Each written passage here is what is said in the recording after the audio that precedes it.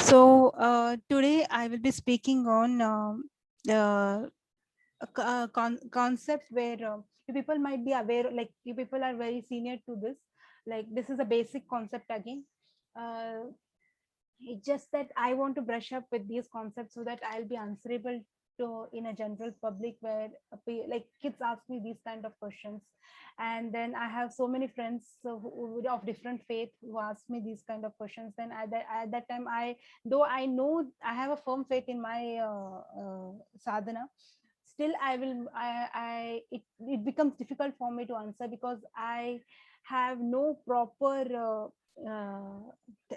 concept, the proper not understanding. It's not about understanding of it, it's like explanation, proper explanation or proper way of explaining the thing. So here my topic goes. So just a minute. Srimad Bhagavatam 8.3. Okay. Om Namo Bhagavate Vasudevaya. Om Namo Bhagavate Vasudevaya. Om Namo Bhagavate Vasudevaya.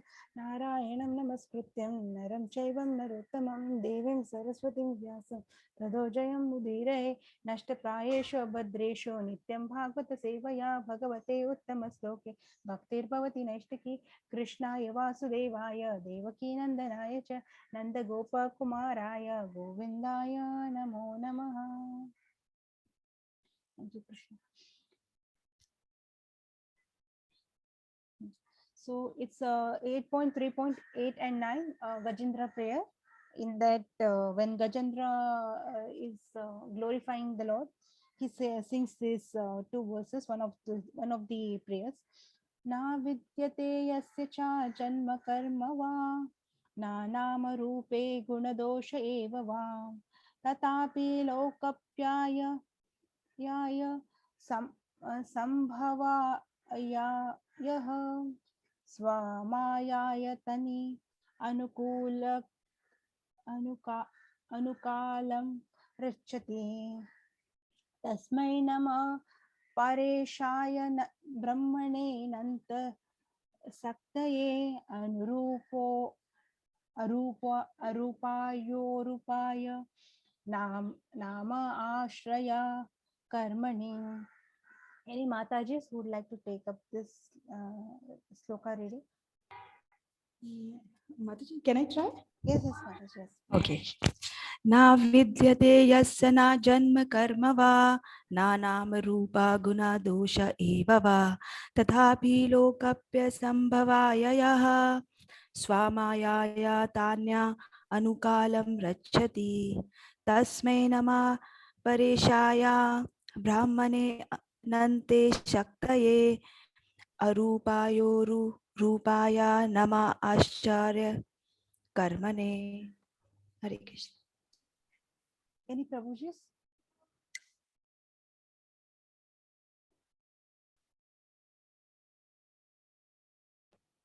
I'll try, Mataji. Na vidyade yasya cha janma karma va nanama rupe gunadosa eva va tatapi lokapyaya sambhavavyaya yaha swamayaya tani anukalam rachati tasmai nama pareshaya brahmane ananta sakyate arupa yorurupaya nama acharya karmane. Hare Krishna. Thank you. Thank you, Prabhuji. Any Matajis who would like to take the translation? Hare Krishna, Mataji. Hare Krishna. I'll try, Mataji. Translation by A.C. Bhaktivedanta Swami Srila Prabhupada. Jai Srila Prabhupada. The Supreme Personality of Godhead has no material birth, activities, name, form, qualities, or faults. To fulfill the purpose for which this material world is created and destroyed, he comes in the form of a human being like Lord Rama or Lord Krishna by his original eternal potency. He has immense potency and in various forms, all free from material contamination. He acts wonderfully. He is therefore the supreme Brahman I offer my respects to him. Hare Krishna. Thank you. So, any Prabhujis? Himanshi Prabhuji, can you please read this?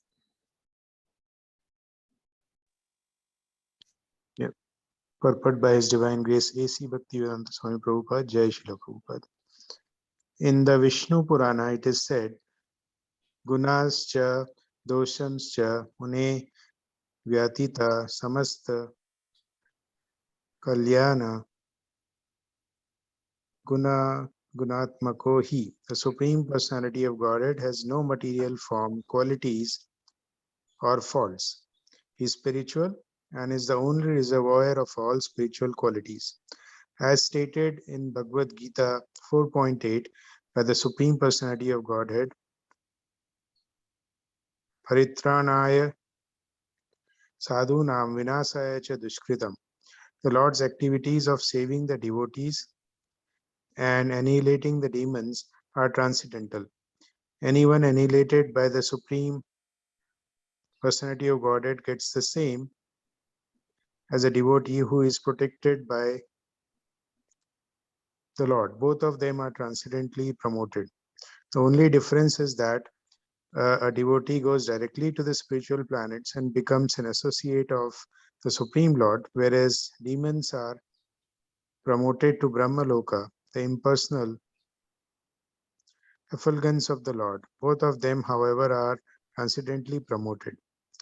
The Lord's killings or annihilating of the demons is not exactly like the killing of this material world. Although he appears to act within the modes of material nature, he is nirguna, above the modes of nature. His name is not material, otherwise, how could one get liberation by chanting Hare Krishna, Hare Rama? The names of the Lord, like Rama and Krishna, are non-different from the person Rama and Krishna. Hare Krishna. Thank you, Prabhuji. Venkat Prabhuji, can you read this line? Hare Krishna. Sorry, Mataji, I'm searching my glasses. Okay, not an issue, Prabhuji. Sadhu Sevan Prabhuji, are you there?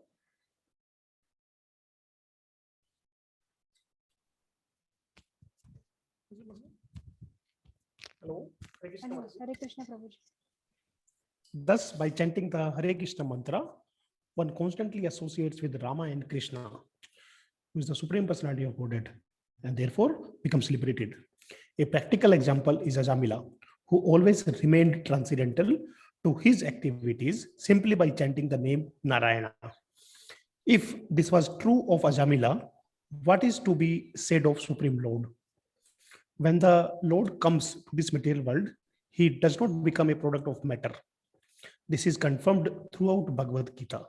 Janma karma cha me divyam avajanati mam mudha manushanam manusim tanum asritam.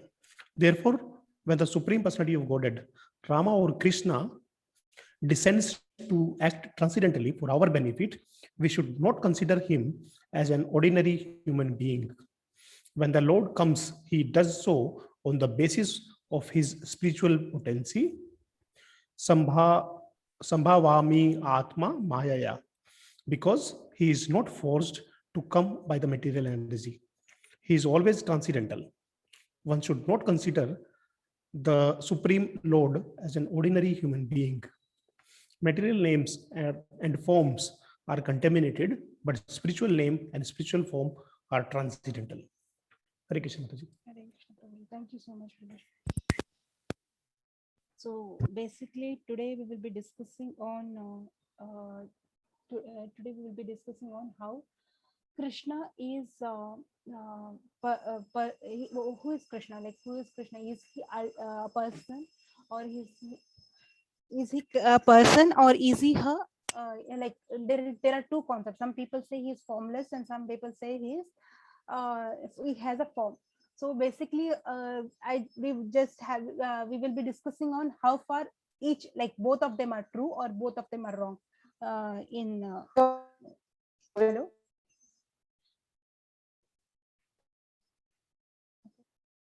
I heard someone saying something, but it was not clear. Okay, not enough. So basically we will study this is yeah. So here in this the upcoming slokas of Gajendra, like prayers of Gajendra, he says that in a way here that I offer my respectful obeisances to Lord Vasudeva, who is all pervading, to the Lord's spheres from a form as Lord Narsimhadev, to the Lord's form as an animal, Lord Varahadev, to Lord Dattatreya, who preached impersonalism, to Lord Buddha, or to all other incarnation. I offer my respectful obeisances unto the Lord, who has no material qualities, but who accepts three qualities, goodness, passion, and ignorance within this material world. I also offer my respectful obeisances unto the impersonal Brahman effulgence. Basically, the last sloka which we said was again where Gajendra is praying to that impersonal Brahman. And here also it has been in the upcoming slokas of the Gajendra prayers. Here also he's praying that impersonal Brahman effulgence. So since we are personalists, we deal with Krishna personally. Uh, Even after that, like how far we are true. Then here in Bhagavatam, he said that he is impersonal Brahman. So how far we are true and how far we are wrong, we will be discussing on that. So here in this sloka in Bhagavad Gita, he says, Krishna says that my higher intelligence, which is imperishable and supreme. Krishna here clearly states that he exists beyond matter and material conception. So to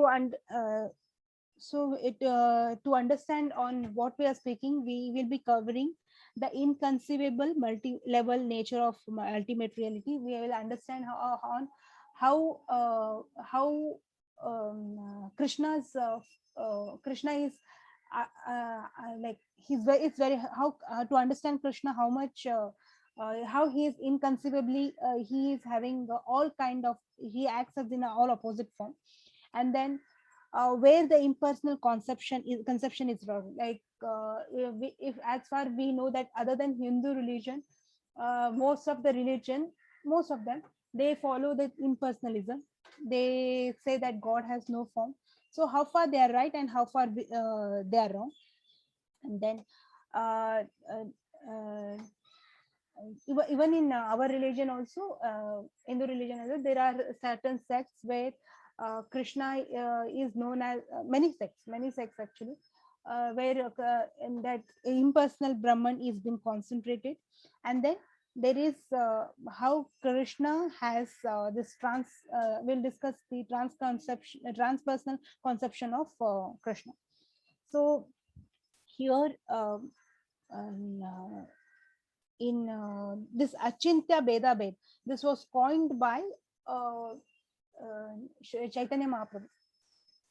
So the inconceivable multi-level nature of ultimate reality, that even material reality becomes increasingly complex as we go deeper into it. So if we start studying quantum physics, the more deeper we go about a certain material, just like any matter as such, then the more we study about it, the more complexity we find. So when it comes to this matter, there are so much complexity. When if we have to understand that even DNA, if we start studying DNA, there are several theses written on the DNA.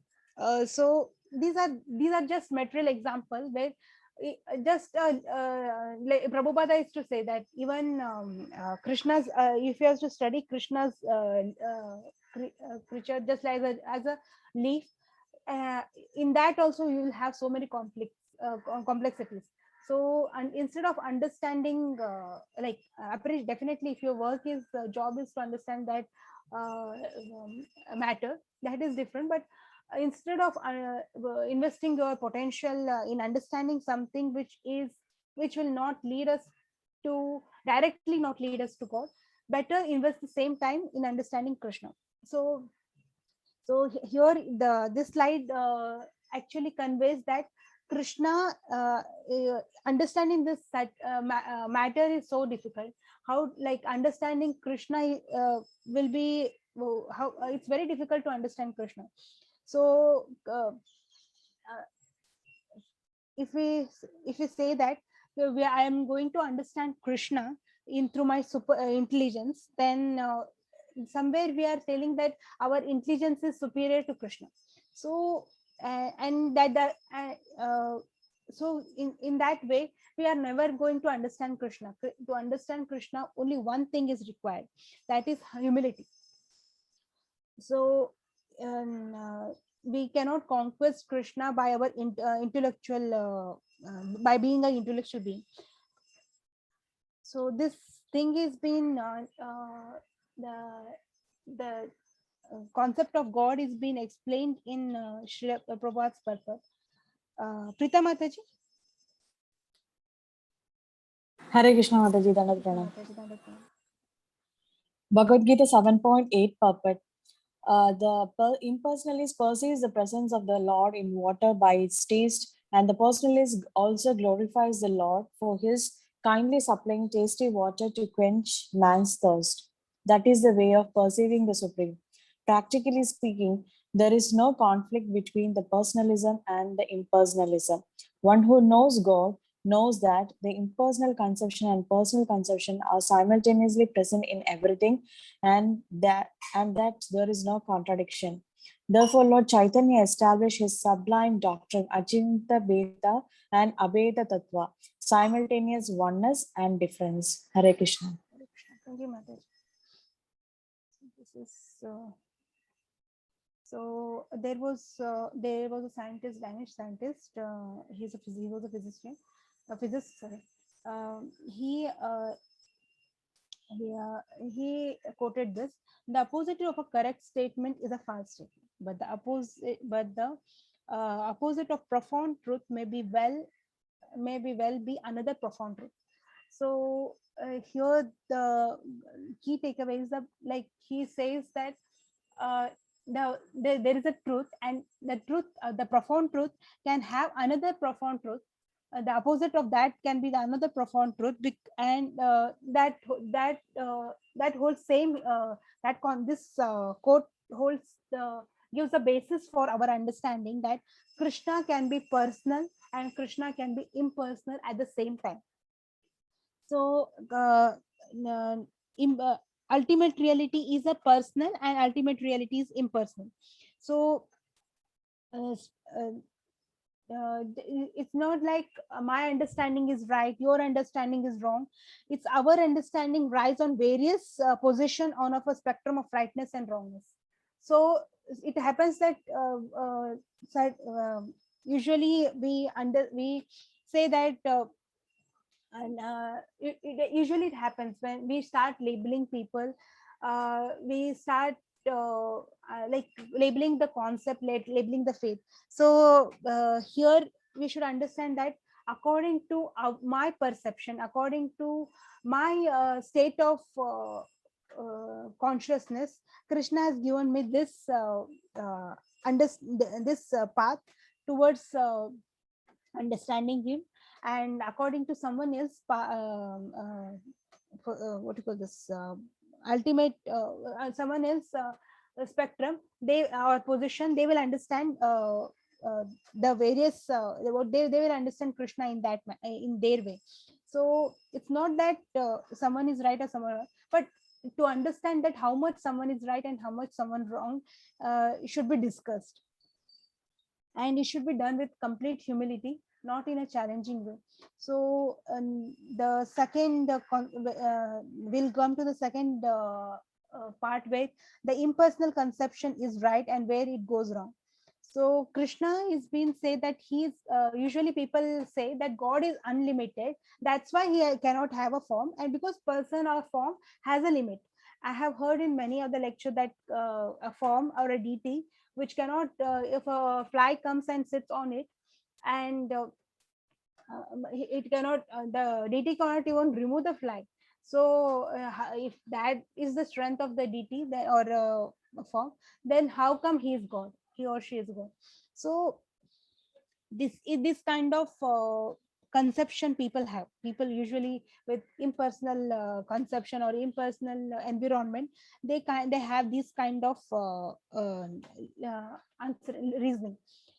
So here it is been said that like no, so we will now go to the other side. We'll see, does formlessness make a thing unlimited? If we they are saying that having a form is having a form is what do you call this can is limits the god. But does not having form does not having form has makes thing unlimited? Just imagine there is a house, and it has a farm, it has it is well constructed and everything, it has everything within itself. So but immediately it is been bombed or it is been destroyed by some external or some power, then it becomes formless. So does that formlessness gives the formlessness makes unlimited things unlimited? If can make things limited, then formlessness can also make things is also limited.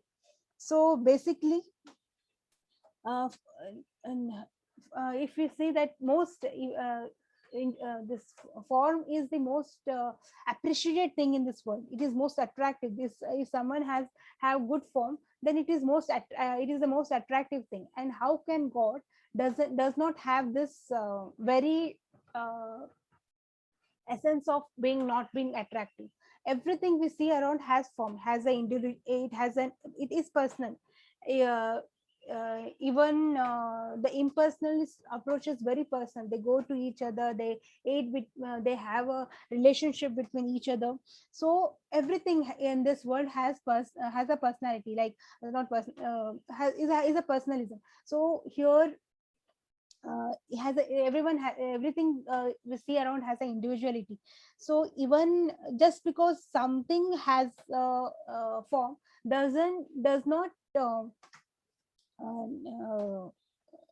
like uh, makes the things makes the potential of that spiritual divine power less. So we have seen this in like Bhagavad Gita again and again says that Krishna again and again says that he is the one who is who needs to who is to be worshipped in his original form. So in if for and usually people usually people who are impersonalists, they claim that they will go once they are done with this material world, they'll go and merge in the supreme Brahman. So if that is the case, then which that is being negated by our own scripture.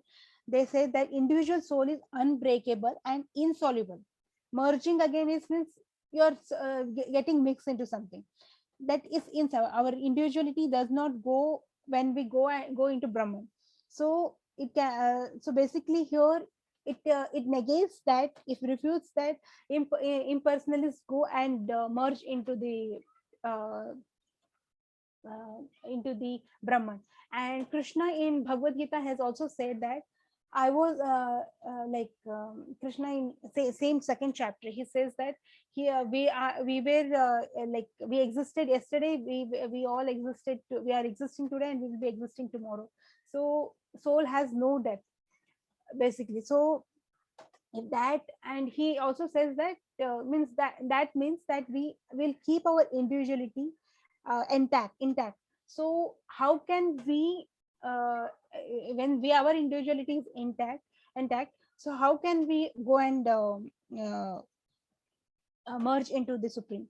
So actually this slide in this slide which I'm actually refuting the Shankara philosophy, where they say that Shankaracharya's philosophy, where they say that we will go and merge, and God has no form. It is Krishna who was manifested from Brahman, and he spoke that uh, he spoke this Bhagavad Gita to Arjuna, and then it was just for that sake Brahman came in the form of Krishna and he said everything. So and so there are other impersonals, like kind of impersonal conception, where they say that why God should have form like humans. That is, there is a concept called anthropomorphism. Anthropomorphism. Anthro means human, and morphism means imagination and the creation of the kind of creating a god out of our imagination. So that is human kind of god. So here it has been said that why should god have a form like ours? Just I had heard this like when I was a small child.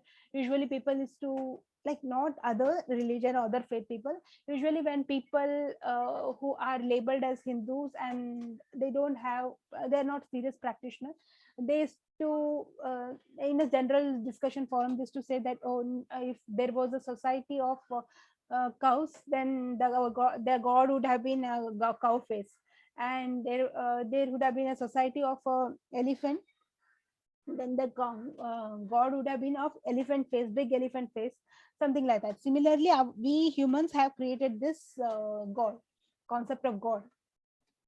So basically, that if that is the case, then there is this impersonal conception has it's a double sword, like sword with double edges, sharp edges. So if this is correct, then it can be the otherwise also. So it is being said that Krishna, it is not that we created form of god, it is that god has created us on modeling on his form. So our form is modeled on god's form, not his on ours. This concept is known as theomorphism. So among all forms of nature, human form is the best suited for realizing the divine and the divine form. So in this form, we can actually build a relationship with Krishna. So that's why we have been given this form. So after even in this form, we can enjoy to the maximum compared to the other forms of 84 lakh species. In 84 lakh species, human forms, in human form, you can enjoy your consciousness is not much restricted as compared to the animal form. Our consciousness is it is very much free, so that we can enjoy this matter to the fullest. But again, that consciousness has been given so that we can enjoy that rasa with Krishna, that relationship with Krishna. Because to enjoy certain things, we need certain instrument. This body works as an instrument. I might have this female machine, someone has male machine, and like that. If we have this we have been given according to our desires, so that we can connect to Krishna. So what is how spiritual form is different from material form? It has been explained here in XY axis, where here the main concept goes like Krishna. It is not that form or formlessness is defining the boundaries. It is the matter. It is because of the matter. I have this material body. That's why I'm not able to transcend certain things. So here. In spiritual platform, it seems limited, but the potential is unlimited. So here, if we see, so if someone is tall, then that person has certain advantages. He can pick up things from up. He or she looks very attractive, and so there are certain things. But when it comes to he might that person might even hit his head when the height of the door is not good, or some other discomfort he has. But the thing is, like, even the potential of being such a nice having such a nice height, can limit him in certain cases. But when it comes to Krishna, it is not he is not it is not limited to what Krishna is what um, his form is not limiting him. Like Krishna in Bhagavad Gita, when he is speaking Bhagavad Gita, he says he is the source of everything. From him everything emanates. At the same time, he is there in the one. He's there in one place in Kurukshetra. He has a form and he's there. He's telling everything, and he's telling he's managing everything, and he's showing it to the Arjuna. But that is not limiting him. He is as he says in one of the slokas, that everything is in him, but I am not in it. So everything is in me, and I am not in it. So basically, here Krishna's potential, he is inconceivable. His limitation is not bonding him. His limitation in the sense, his form or it's not bonding. Whereas for us, it is, if we have certain form, it will bond us. It is not that usually it is not that form is bonding something, or form is formlessness is been formlessness is being should be appreciated. No, it is not that form of form. It's material or spiritual. Since Krishna has his body, his mind, his everything. He is Satchidananda Vigraha. He is his anatomy is not like us. His anatomy is completely different. His anatomy is our anatomy is like, we are restricted to this bodily our health goes down, but Krishna's health never goes down. So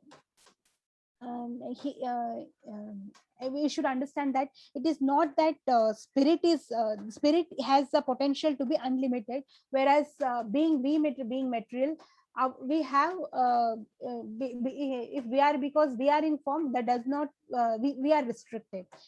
So basically the theme of the essence of this slide is that formless having a form cannot stop Krishna from being unlimited. So what the scripture says about teach about the scripture states that ultimate reality has no form. Scripture contains many description of the divine form. There are many scriptures where, especially Vedas, where it says that Krishna, like the ultimate, the absolute truth has no form.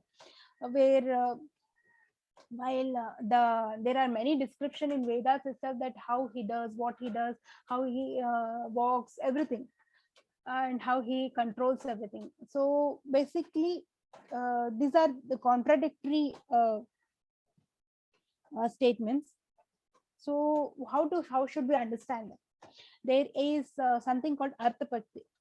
This is Vedic postulation to resolve any contradiction. So there's an example here. Devdatta doesn't eat any food throughout the day. And the second statement is Devdatta's weight is increasing. So there are two statements given here. So any Matajis and Prabhujis would like to attempt how to understand this? Like how, even though Devdatta is not eating throughout the day, how is he gaining weight? He may be eating during the night, probably. Yeah, that is true. The Arthapati is that Devdatta eats secretly at the night. Similarly, there are several statements in our Upanishads and our scriptures that says something about Krishna, and that even contradicts the very statement, refutes the very statement. But we should understand the concept by using Arthapatti, the Vedic postulation to resolve contradictions. So many scriptures say that the ultimate reality has no form. The other, yeah, he has been said that there is he is nirguna, he is above in Ishopnishad. Basically, it was saying he has no legs but still he walks. So basically, there are many other in Ishopnishad. It's prominent in Ishopnishad. So then, ultimate reality has a form, but he said it has been like it negates the negates something which is. It is saying, it says something which has been said in first paragraph is been negated in the last till you come to the last paragraph. So Arthapati is the ultimate reality has no material form but has spiritual form. So if people who say that Krishna or like ultimate truth has no form, then we should understand that then we are limiting that absolute truth. We are limiting that God, that God has no potential to have a form. So basically, we are just telling that we are restricting our conception of God onto the on the supreme. We are telling that Krishna has no potential to have a form, or just like if we remove the original name of the God, if we just say him as an absolute truth, then there we are telling that the ultimate reality has has no material form. He has like he has no form. So then we are restricting what can stop Krishna to have form. He can be formless or can have form simultaneously. So he has spiritual form. He is he is Sachidananda Vigraha. He is full of he is eternal, he is full of knowledge, and he is fully blissful. So his body, mind, and so everything is different. So Ishopanishad will just understand this Arthapati using this Ishopanishad, the verse where okay here the word there is akayam. So we'll read this while telling about Krishna, about the absolute truth. We were saying it's akayam anashviram.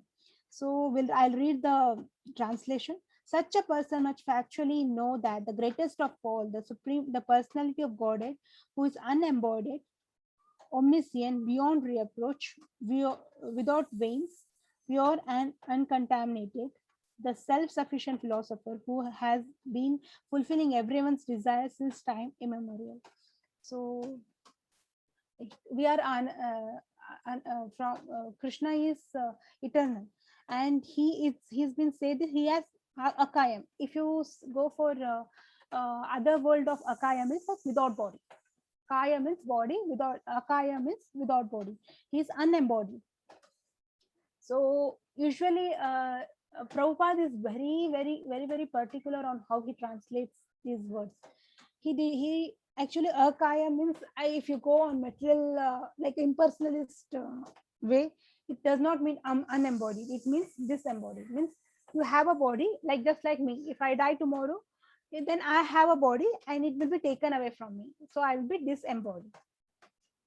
So akaya means disembodied. Basically, if we go on to their concept.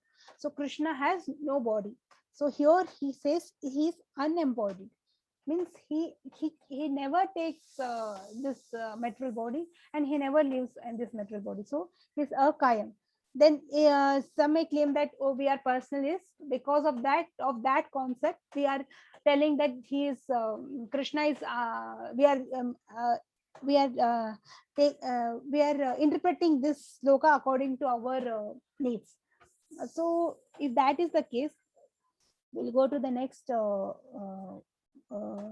meaning, where it is says that Ashna Viram means without veins. Krishna is having no veins.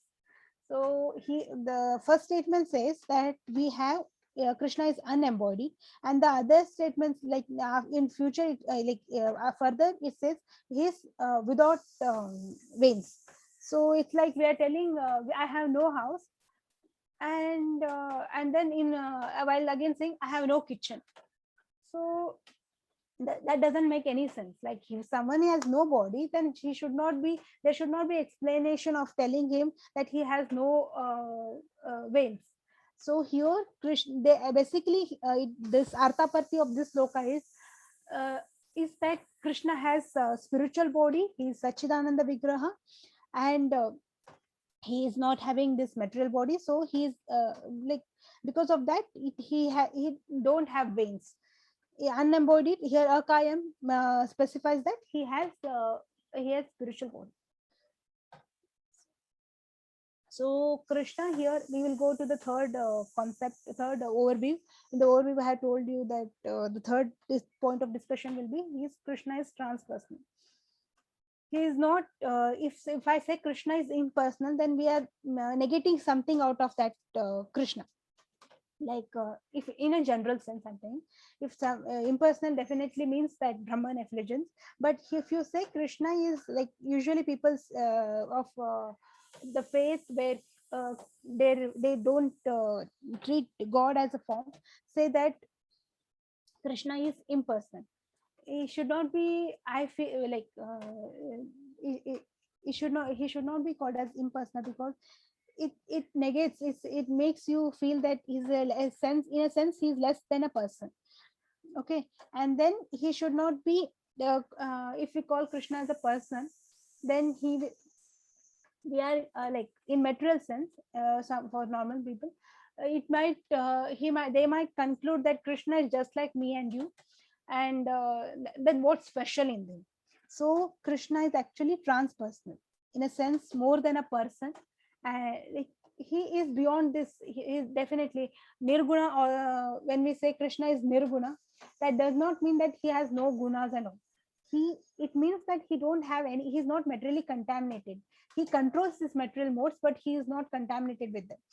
So the sloka we read in Srimad Bhagavatam, Gajendra prayer, first sloka, it has this word arupayurupaya. Here where Gajendra says about Krishna that arupaya means someone who has no form. Orurupaya means someone who has many forms. So and nama ascharya karmani. I pay obeisances to one, that absolute truth, whose activities are astounding. So here Arupaya and Orurupaya simultaneously come. So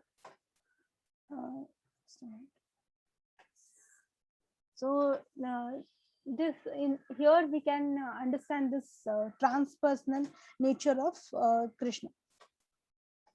So we'll understand, it can be better understood in this sloka of Srimad Bhagavatam. Vadanti tat tatva vidas tatva tatvam yad jnanam advayam brahmeti paramatmeti bhagwan iti shabdati. So some people who are actually, who knows the tattva, who knows that they know that for sure advayam means that without duality, they know for true that Krishna can be understood in three perception, that is Brahman, Paramatma and Bhagavan. So as I've said that earlier, that ultimate reality is Sachidananda. We can understand this with the metaphor of cake, where cake has a fragrance, cake has a shape, and cake has a taste. So, and the ultimate reality is having Sat, is eternal. It and then he is Chit, he has unlimited, he is full of knowledge, and Ananda, he is fully blissful. So with the metaphor we'll try to understand. So from far, if I enter into a room and there is a cake being baked, then I will definitely get that aroma, and then I'll say that from that fragrance I'll say, oh, there's a cake there's a cake cake being baked. So So from far, I can understand that with that cake is from fragrance, I can understand. But when I again go in front of the cake, I'll understand the shape of the cake. And then if I get a permission from someone and I say that, can I get a piece of cake, and I taste it, then I can actually relish that the cake. Similarly, people with who have like not the one I'm talking about, I'm not talking about the realized one. The realized one will understand that Krishna, we are addressing the same absolute truth, but with philosophical point, if I say there is sat means from far there's something which is eternal, which is like far spread. So from far, people might assume Krishna as a Brahman, and if we go nearer, we understand that Krishna is Paramatma. Near in this is Jnanis, who realize Krishna. They understand that Krishna acts as an overseer and permitter, as stated in Bhagavad Gita. And then from close up, if we go nearer and nearer to Krishna, and then build a relationship with him, then we understand that he's Satchidanand. He gives that unlimited happiness with knowledge, and he's eternal, and he's full of knowledge, and he's fully blissful. So yeah, so we can understand this concept with with nomenclature. Like Krishna has been referred in Bhagavad Gita that he is Brahman. Like here in last Gajendra prayers itself, he's been addressed as Brahman, and in many and then he's been addressed as Paramatma. We say Krishna Paramatma, and then Bhagavan, Jagadish, Ishwar. These are the generic term to address absolute truth. If you go to other faith also, when they translate the scriptures to from their language to like any Indian languages, then they usually mostly they take this Paramatma, Ishvara, Brahman. These kind of generic references is there for absolute truth. If we go personally, if we go for technically, then when we say that technical references to specific aspect, when we say Brahman, then there is a feature of eternity. They are like as we have already discussed, there's it's like a sky full of usually this is kind of how we can understand is it's a widespread effulgence of effulgence, where it is where you go and stay for there's a life of eternity there. So and then Paramatma, when we refer to Paramatma, we refer to someone who is who has that eternity and who is cognizant. And then if we go for features of general feature, when it comes to technical reference, Bhagavan, then we have that person should have a he should be complete. He should have a form of which is eternal Satchidananda form, eternal, cognizant, and bliss. So transpersonal conception of Krishna. If in Brahman level of absolute truth, like if you see the Brahman, it has no spirit. Usually with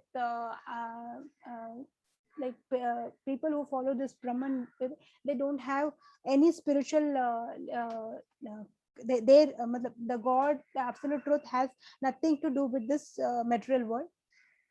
And then he has basically it is complete voidness if we refer them. And then Paramatma, when it comes to Paramatma, like there is a material conception, but he lacks spiritual potency. But when it comes to Bhagwan, he can control material as well. He has material as well as spiritual potency. So if you like, it's like Paramatma can be explained in a sense like a person who is going to office and he has some certain targets.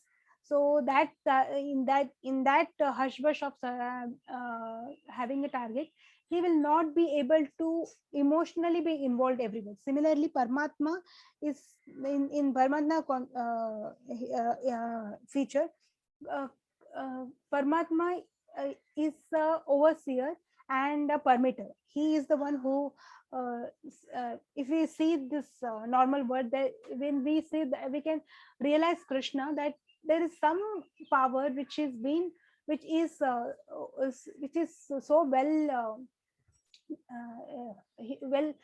well structured, that he's been over he's been we have been seen, we are being taken care. That kind of feeling comes only when with Paramatma. It's like usually we address Vishnu as Paramatma. It's not like enough complete form. Vishnu as a in his third Purusha Avatara. So, and then comes Bhagavan, where he has Leela's unlimited spiritual potency, and he has unlimited material potency. He has both the potency, and yeah, Krishna is both the highest manifestation of absolute truth and the whole absolute truth, according to the nomenclature, and I will discuss the same here now. So Krishna has been called as Paramatma. We call Krishna as Paramatma. We call Krishna as Bhagwan. We call Krishna as Brahman, as was discussed. And Krishna is also known as Yeshwara, Jagadesha. So everything, Krishna has a generic term.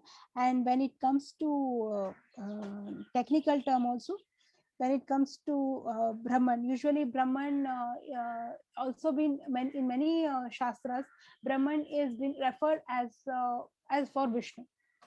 It's like generally Brahman means something which is eternal, but here when you are addressing Krishna, Vishnu, they have used this word Brahman. Many, like Madhavacharya, in his one of his commentaries, he has used Brahman many times, so to address Vishnu.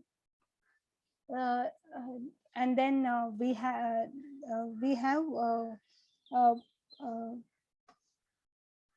just a minute. Yeah. And then we have Paramatma. Paramatma, where Krishna again in Bhagavad Gita, he's saying, no creature na tad asti vinayat shan ma maya bhutam characharam. So he's saying, no creature moving or non-moving can exist without me. I'm a seed giving father, and it's been said like that. And again, he's in Paramatma future, he's actually he's been referred as Paramatma when he's the overseer and he's a permitter. And then again, he's been said again, he's been addressed as Bhagavan.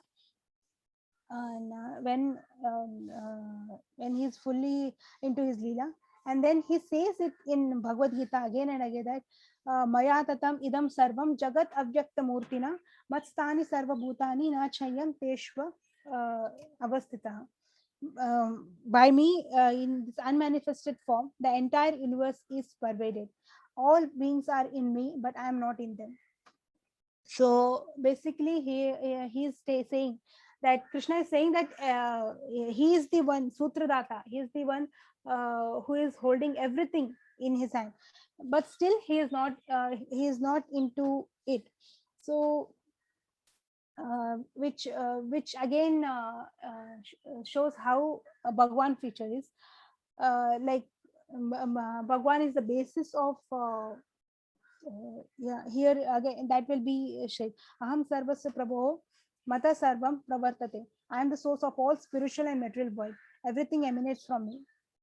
So, and then he says in Bhagavad Gita 14.27 that I am the basis of impersonal Brahman, which is immortal, imperishable, and eternal, and its constitutional position of unlimited, ultimate happiness.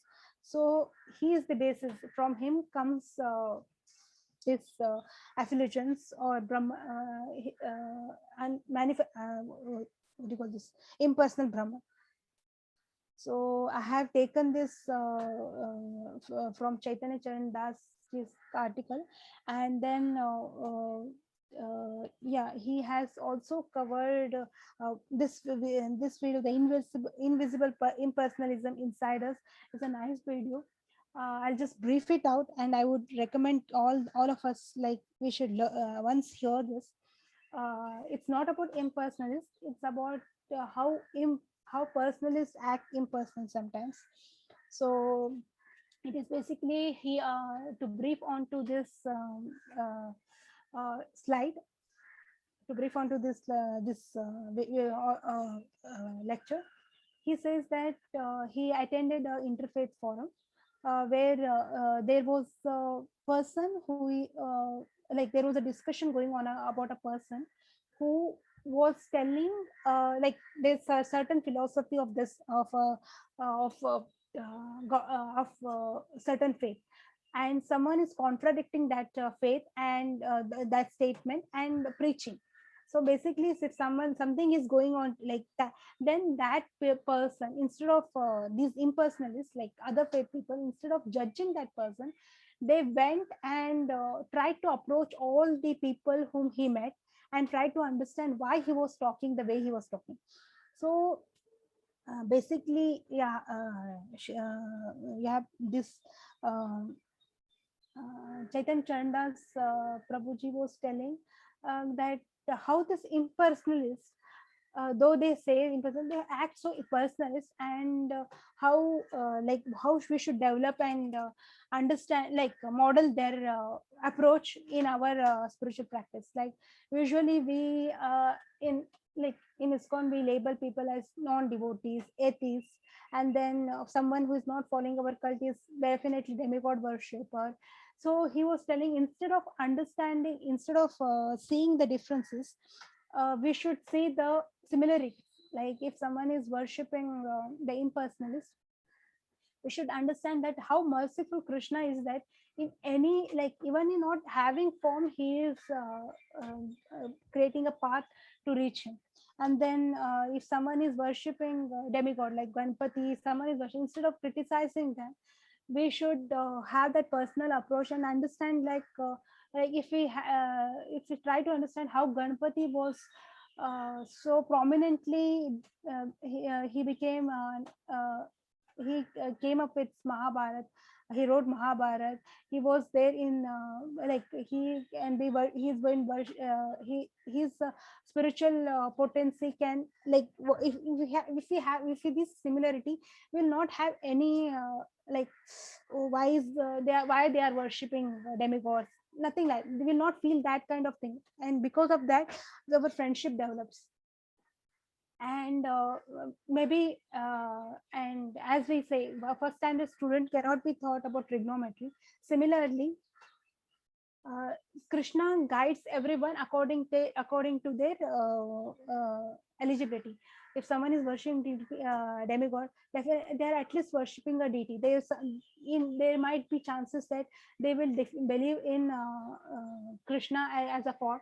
So basically there is a bridge. We should always instead of we have some philosophy going on in our mind, we have been like we are practicing, so that we should not treat others practice or condemn other practices practices just to, we should not use someone as a tool to fill our philosophy into their mind. We should develop a personal relationship without selfish needs, without selfish motive. Or sometimes it happens that just because I'm doing some service, we just use people. Like especially with when I take children's class, my mind will be, how can I make them Krishna consciousness? How can I make them Krishna consciousness? Instead of that, I can make a better approach, that I can build a relationship with them and give them their sweet time, build a relationship with them, and eventually, if with that and with complete honesty, I can give Krishna consciousness to them. So if I if I summarize the talk, we discussed on how Krishna is inconceivable. He can be he has a multi-level perception, multi-level conception. And then second, we spoke on how impersonalism is how far impersonalism is true and how far impersonalism is false, like how far they are wrong and right. How can we refute impersonalism like to a degree where they are wrong. And then we discussed on how Krishna has three perception. He's transpersonal, and how Krishna has three personal Brahman, uh, Paramatma, and Bhagavan. um, I'm sorry that I might have if I'm really sorry if I've spoken anything wrong. I tried my best to understand the concept, like to come up with this concept in an understandable way, but due to my limitation and my incompetence, I was not able to do it. I am very sorry for that. Thank you for giving me this opportunity. And finally, I thank Srila Prabhupada with his pranam mantra. Namo Vishnu Padaya Krishna Preshtai Bhutale Srimate Bhakti Vedanta Swaminiti Namini Namaste Saraswati Deve Gauravani Pracharini Nirvishesha Shunyavadi Pashada Deshatarina. So the meaning goes like this: I offer my respectful obeisances unto His Divine Grace A.C. Bhakti Vedanta Swami Srila Prabhupada, who is very dear to Lord Krishna. Having taken shelter at His lotus feet, our respectful obeisances unto you. O Spirit, kindly preaching. Oh spiritual kindness preaching. Sorry, some mistake. Preaching the messages of the Lord of Chaitanya Mahaprabhu and delivering the Western countries which are filled with impersonalism. Whatever. Prabhupada's main task was to make understand people that Krishna has a form, and he is not to negate to refute impersonalism basically. So he had in several instances see that Krishna, Prabhupada actually trained his disciple to debate with impersonalists. He used to act like he's an impersonalist, and the other person he used to train his disciple to debate on it. So thank you so much. Sorry if I said anything wrong. Thank you so much. Hare Krishna. Hare Krishna Mataji. I have only word to say sadhu, because for such sophisticated subjects can only be elaborated with a vast knowledge, with deep understanding, and with very clear understanding with each and every content. And when we speak about it, then we must also know that how to justify, especially for such sophisticated subjects. I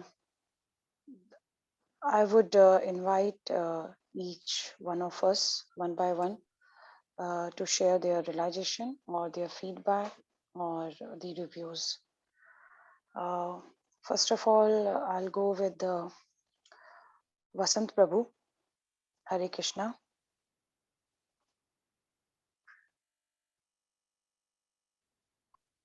Hare Krishna Mataji, Dandat Pranam. Thanks for the nice kirtan. You started the day with a wonderful melodious kirtan, so amazingly sung with a full bhava. Then comparing also it was very nice. So then Purna Prema Mataji very complex topic. So it would be easy since we accepted the personal form of the Lord, but many a times we may need to counterattack we need to face many like you mentioned the non-devotees or impersonalist. You find a simple way how to counterattack them, and it is a Lord is inside and out. If you see the material nature, it is the impersonal form of it. Even the holy name also we can take it in the impersonal form of it, but at the same time if the personal form also exists. Chaitanya Mahaprabhu very nicely explained the Achintya Beda Bed. So Lord is there, Lord is not there, it is it is impossible for us to understand with our limited knowledge, because Lord is like a inconceivable. So how much we can carry or how much we can see, like that much only we can be able to understand. And Lord is like a beyond our capacity or like a capability to understand. So your cake example was something amazing, Mataji. Like I think Santa Kopeshwar Prabhu inspired you No, to no, Prabhu, it mention is this. from an article from Chaitanya Charandas. It was Yeah, not yeah. my So, thing. yeah, okay. Yeah, it was amazing. Like a very nicely we can explain to any devotee or like anyone who is following the impersonal form of it also, because just what we see, if we are able to, because many things like we may not be able to see also, correct. The air we will not be able to see, the lot of other things like we may not be able to see, but it does exist, correct. And wherever there is a creation, like there is a creator, so that concept we need to have it in our mind. And very nice topic, Mataji, like a complex one, but you explained it like a in a very simplified manner. Hare Bol. Hare Krishna, Prabhu. Thank you, Prabhu, for sharing your realization. Mataji is around, Prabhuji.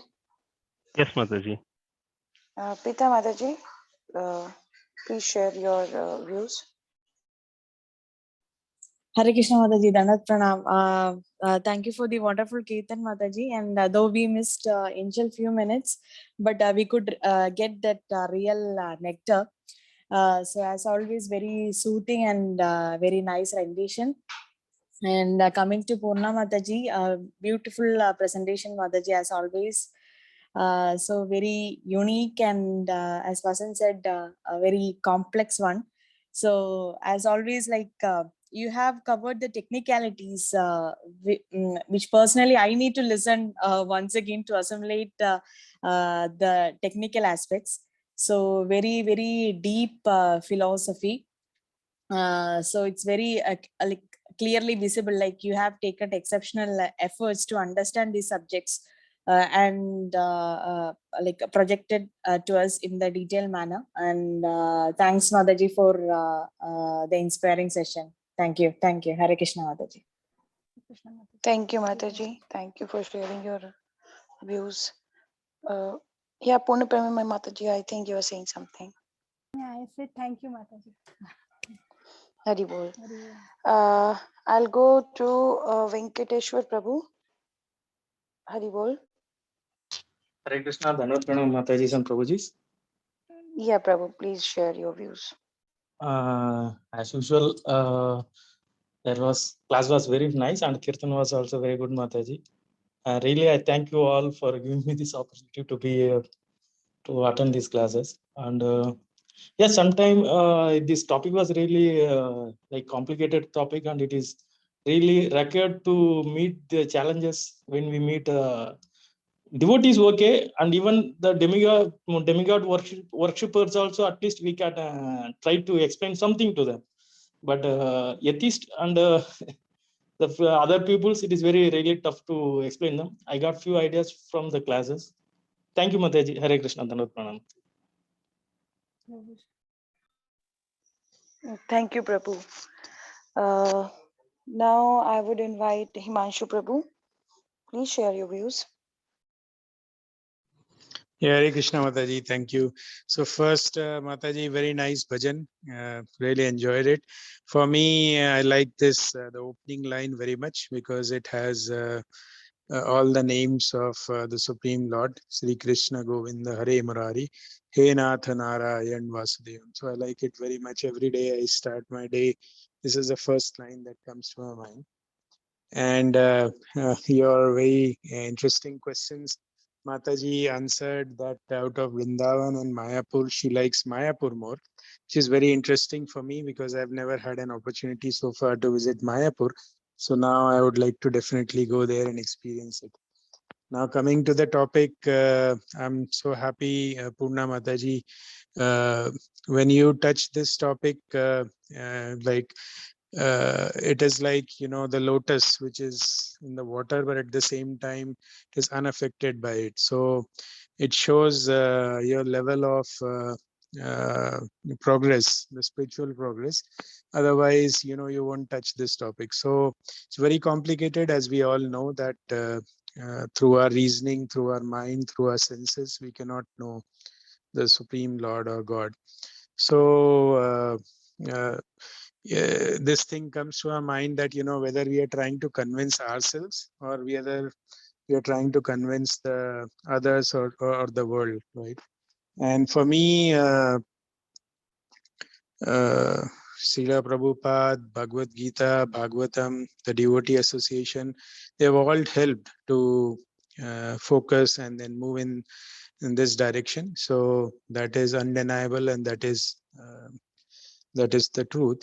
But at the same time, what has stood the test of time is the self-realizations, the various realizations that some we have forgotten, some have stayed with us and will always stay. And we continue to get these realizations that attract us to Krishna, right? And this is my personal experience. And then when it comes to the outside world, yeah, it's extremely difficult.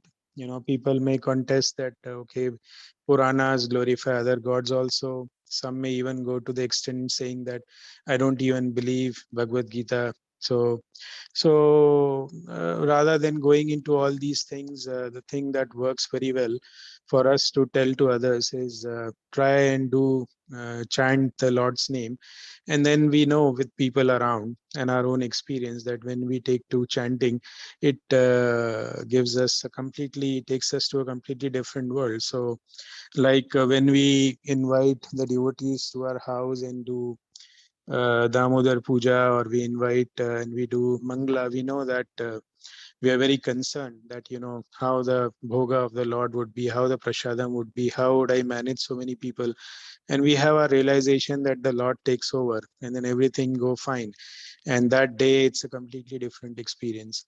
So we should just tell to devotees that just try it out, and then we should leave it to them. Similarly, we should say that the Bhagavad Gita answers all the questions that you may have for this life, and it is a way of life. So just read it like any other book. And with that, we will see that the change automatically comes. So we don't have to struggle and then try to, you know, convince ourselves and try to, you know, get frustrated that others are not buying our theory.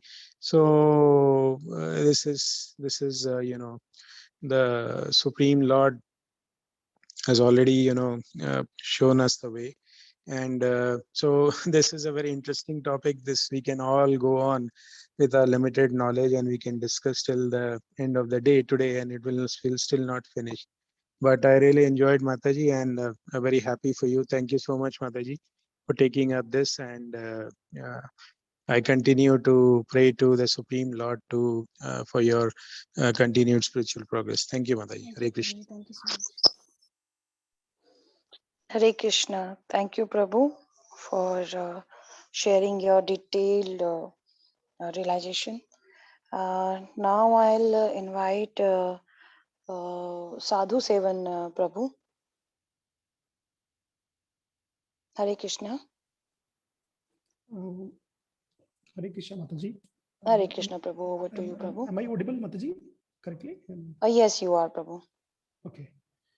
So thanks, Mamta Mataji, for the nice bhajan in the beginning. And it reminded us of that Krishna serial that used to come, and then they did not used to sing the whole bhajan, but yeah, this line only we knew that, Hey Nath Narayana Vasudeva. But you sang it with a lot of bhava, and then thank you so much for that, Mataji. And very nice comparing, Mataji. So, and Puja Mataji, thank you so much again for your deep topic. You took the pain and courage to touch something which is often not discussed.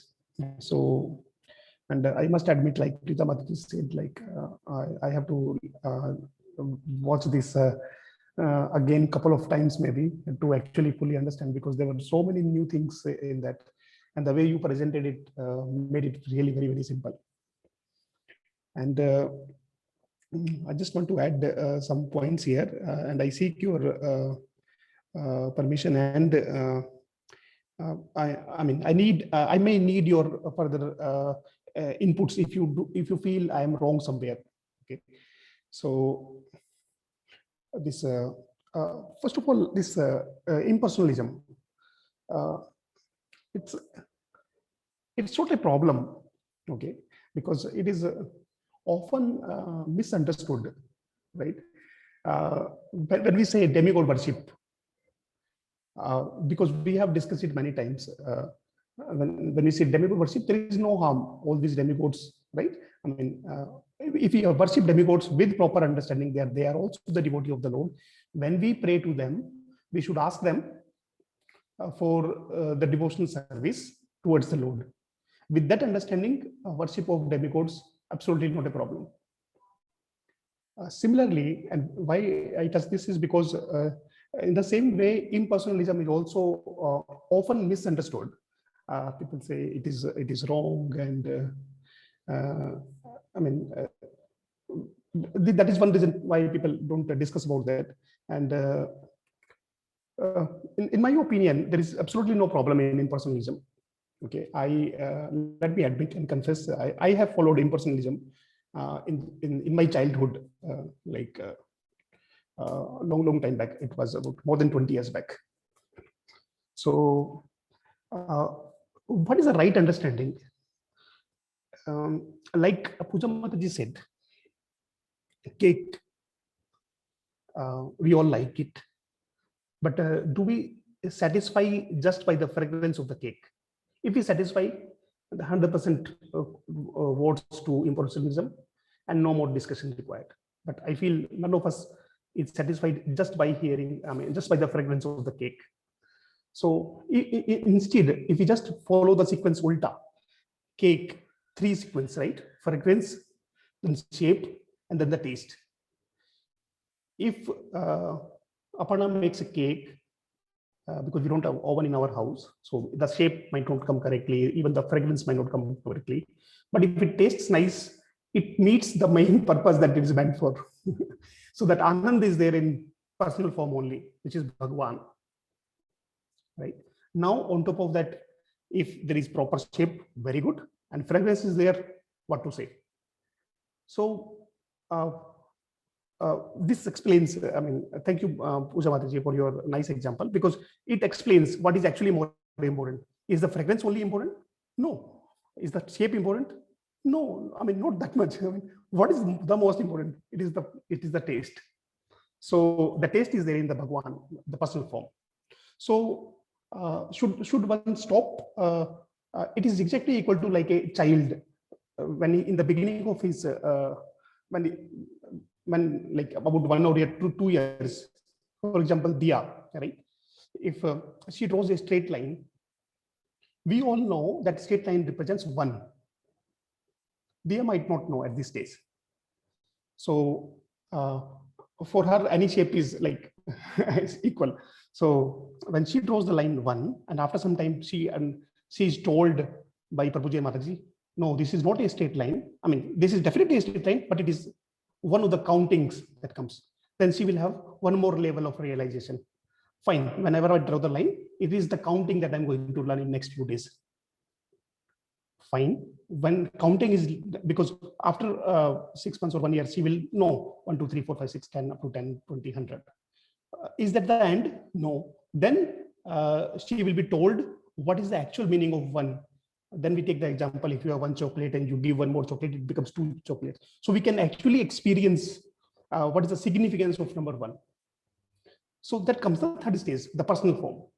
Because those lines which did not have any meaning to us earlier gradually had some meaning in the form of Paramatma, right? Because now we know those are the countings, right? And then when we experience the exact meaning of that number, then it is the personal form. It is the Bhagwan form. Now, Prabhupada often says this impersonalism is the spiritual suicide. Why?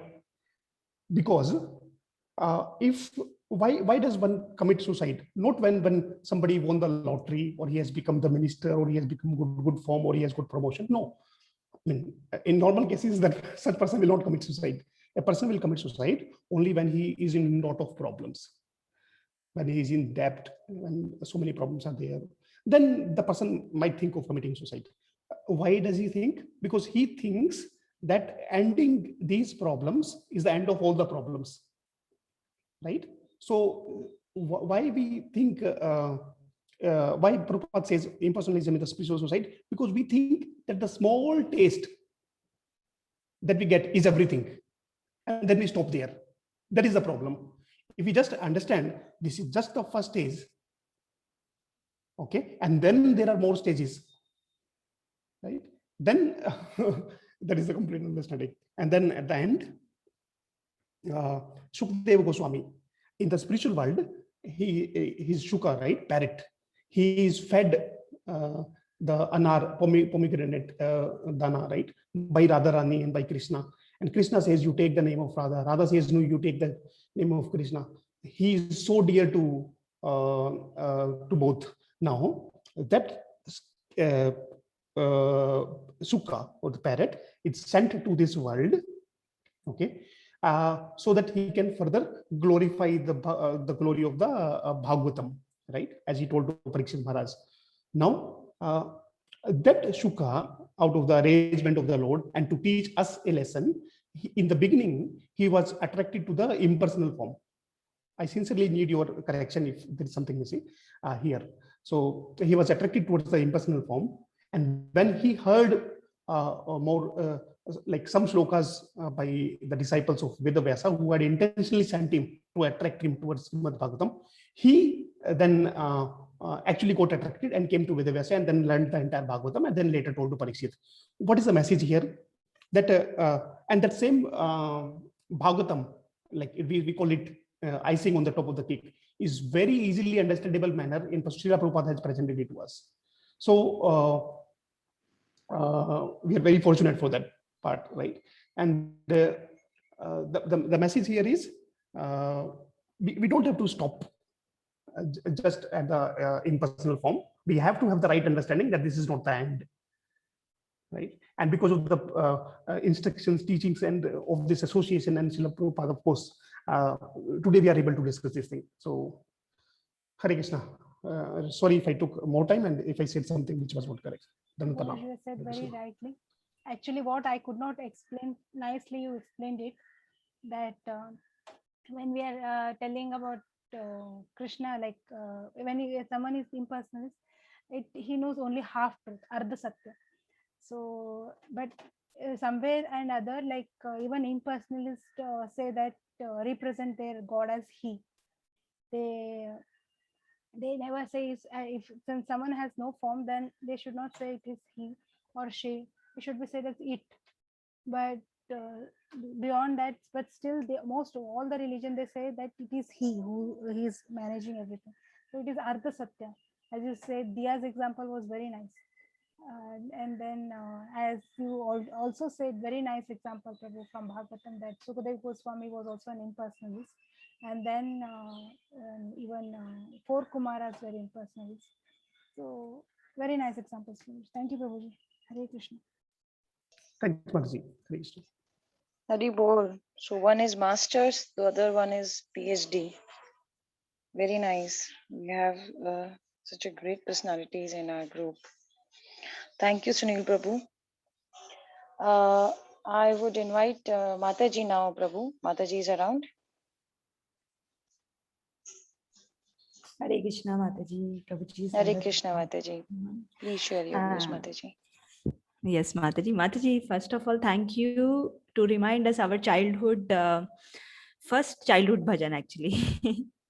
As you know, like in our North India, only this bhajan knows every child. So thank you so much for beautifully you sang. Now, and then question answer also very nice, Mataji. And now Purna Premamai Mataji, very wonderful wonderful class, Mataji. And I just wanted to share, actually long ago I wanted to take this topic, but when I start listening or reading some books on this, it is goes above my head, so I just give up this idea. But now you come up with very vast knowledge and deep understanding. So again, same like Pritham Mataji, my Prabhu. In fact, I have to study this this class again. I have to, because it is very deep, but few things you come up with very easy way, Mataji. So thank you so much, Mataji. Very nice class, Mataji, and wonderful topic, because we all face this topic, very common discussion, Mataji. So we all should know about this topic. So thank you so much. Hare Krishna. Thank you, Mataji. Hare Krishna, Mataji. Thank you. Now moving forward to Sadhu Sant Gopeshwar Prabhu. Hare Krishna, Mataji. Hare Krishna Prabhu. Hare Krishna. Nice comparing, Mataji. And the bhajan, you sang it really well, Mataji. It was, I mean, this is a nostalgic bhajan. Since our childhood, we have been listening to Krishna. That we have been listening to this bhajan during this Krishna serial, and every time we hear this, we quickly remember that the Krishna serial. I mean, our childhood days. Thank you, Mataji. You sang it really nice. Good start for the day. Thank you, Pooja, for the wonderful session. It was a technical session. Not, I mean, as I understand, not usually your preferred choice of topic. The technical discussion, but you have very nicely explained it. Understanding technicality is one thing, but explaining it to others requires a different kind of skill set, and you have very nicely explained it. So thank you, Pooja. Just to add on to a few of the things, the very popular ones, as it says, to refute impersonalism. When I say, I mean, refute impersonalism is basically refuting impersonalism is the origin of everything. So when we say that one popular understanding is, or one popular refutation is, form cannot come from a formless. So form always comes from another form. So even in this material, when we see, there is nothing, there is no object that is a form, and it has come from formless. But on the other hand, we have seen formless coming from the form.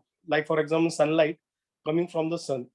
So if we talk about the origin, even if we go with this mundane logic, even with this logic, there has to be a form. God has to have a form, and from that form, impersonal Brahman or Nirakar emanates from it.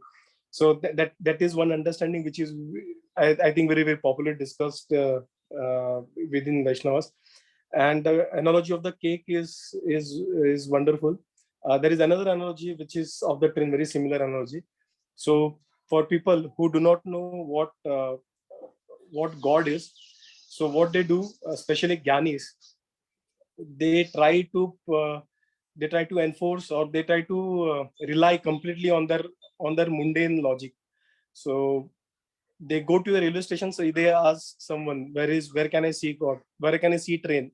In our analogy, so you can see train when you go to the platform.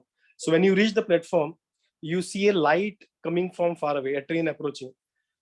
So with imperfect knowledge, a person would say that, oh, so light is a train. So when I say train, which means it is actually light, and then they would leave the station. So this is specifically the Gyanis, where they do not completely study the scriptures, but they rely on naiti concept, and then they come to the conclusion that God is formless. That's all. So they do not go on to the next statement, as Pooja said, that God also has a form, and they do not try to understand both the statements together. Then Dhyanis, they prefer to wait for some longer time, and they see the train coming. close to the station and then see, oh, it is not just light, but it is actually, it has some form, and they are those metal compartments, and they leave the platform. So dhyanis, they see Paramatma within their heart, and then they think that, oh, this is me. I'm this person. I am this personality. And they think themselves to be the Lord. Some dhyanis prefer to wait for a longer time, and then they actually see the train stop. They see the people moving in, moving out, people sitting inside, boarding the train, and then they realize, oh, train is much beyond just some metal compartments and light. It is there are actually people boarding the train, getting off the train, and this is where bhaktas come into play. So bhaktas actually understand the God holistically. They understand this concept of Bhagwan, and as Sunil Prabhu said, when we understand Bhagwan, the other concepts also, the essence of other concepts are also within that concept of Bhagwan. So very nicely explained, Pooja. Thank you very much for taking up this topic. Haribol, thank you, Mamta Mataji. Hare Krishna. Thank you, Pooja.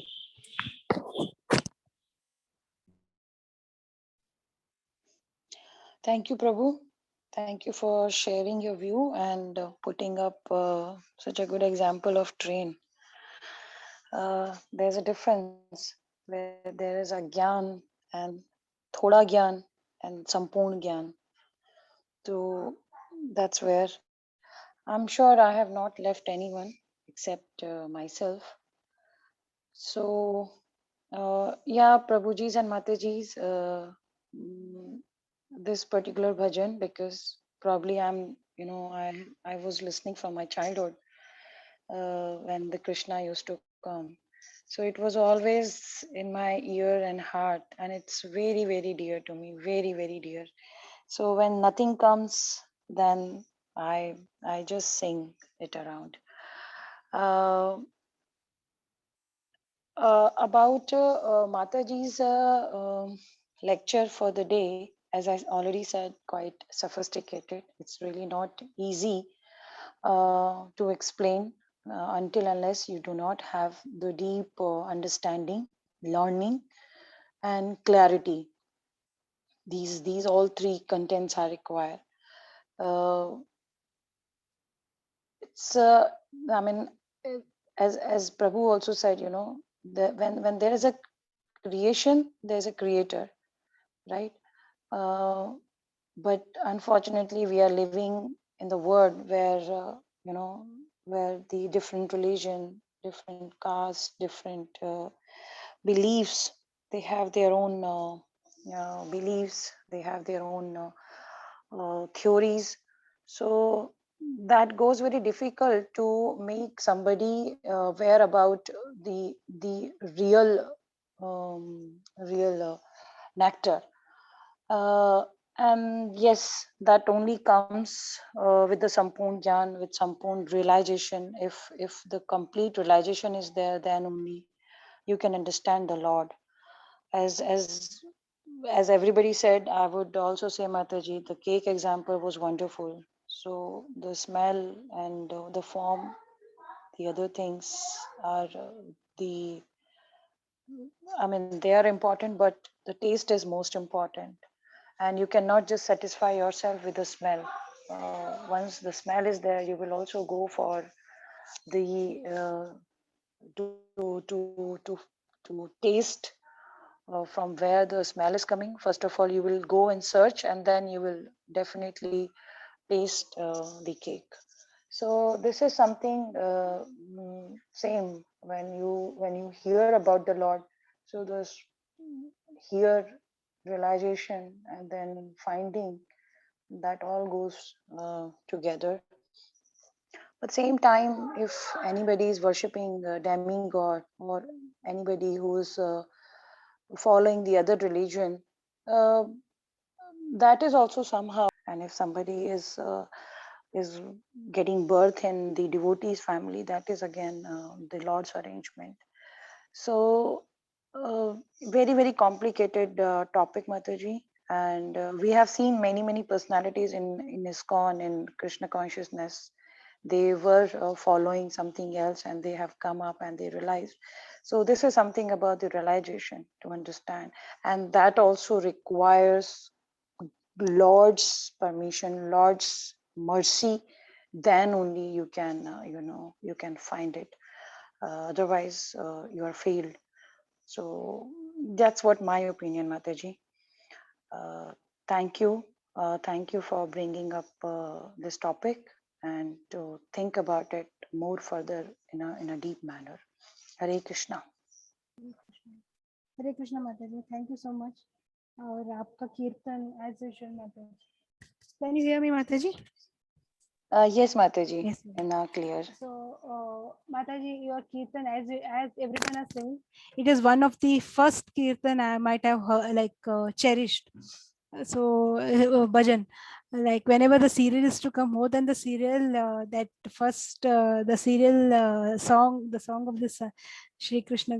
So that song was to attract me. I was to sing it several times, and then you were the one who brought it several times to this platform. Thank you so much for the Kirtan, Mataji. Hare Krishna. Thank you, Mataji, for your kind words. Now, I would like to request everyone to give darshan and we can conclude for the day.